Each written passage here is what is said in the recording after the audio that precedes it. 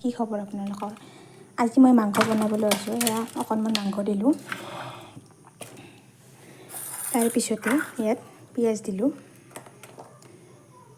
তাৰপিছত অকণমান তেল নিদিলোঁ, পাঁচফোৰণ, পৰিমাণ অনুসৰি নিমখ, এক পিচ নেমু আটি দিলোঁ। ইয়াত আদা ৰহুন পেষ্ট,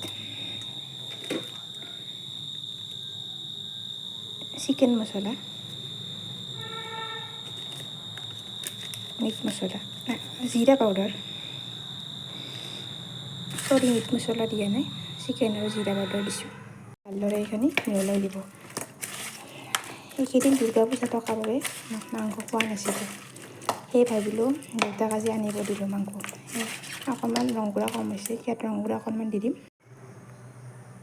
বেছি তেল নাখাওঁ, মা দেউতাৰ হেল্থৰ কথা ভাবি তেল কমকৈ দিছোঁ।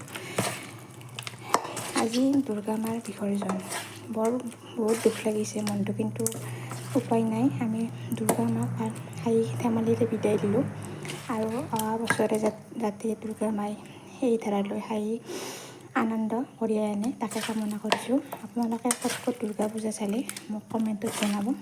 আৰু এতিয়া এইখিনি আৰু সময় এনেকৈ মেৰিনেট কৰি ৰাখিম। মাংসটো সকলোৱে বনাব জানে, কিন্তু মই ভাবিলোঁ মই দিনটো কি কৰিলোঁ সেয়াই ভিডিঅ' বনাই দেখাইছোঁ। অ'কে, আৰু মই কালি পূজাৰ স্পেচিয়েল ভ্লগ এটা দিছোঁ, সেইটো সকলোৱে চাব। পিঁয়াজ, জলকীয়া আৰু তেজপাতখিনি দি দিলোঁ। তাৰপিছত আমি পাঁচফোৰণ কেৰাহীত তেল নাই, কিন্তু এতিয়া কম দিয়ে দিছোঁ। আৰু মেৰিনেট কৰোঁতে তেল দিছিলোঁ, এতিয়া মেৰিনেট কৰা মাংসখিনি ইয়াত দিলোঁ। এতিয়া ভালদৰে লৰাই দিছোঁ। মোৰতো ভাজা মাংস খোৱাৰ পৰম্পৰা এটা আগৰ পৰাই আছে, সেয়ে ভাবিলোঁ ভাজা মাংস খাওঁ। এতিয়া অকলে খামনে মা দেউতাকো দিম, ভাজা মাংস খাই দিম। আলুখিনি ভালদৰে লৰাই লোৱাৰ পিছত যেতিয়া পানী সিজাই তাৰপিছত আমি ইয়াত পানী দি দিম। এতিয়া ইয়াত পানীও দি দিলোঁ।